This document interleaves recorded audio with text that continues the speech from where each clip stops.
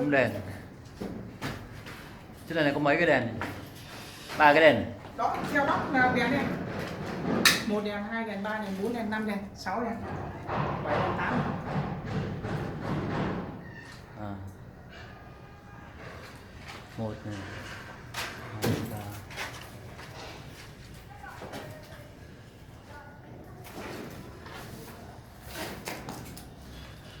Thi công điện bằng ống cứng.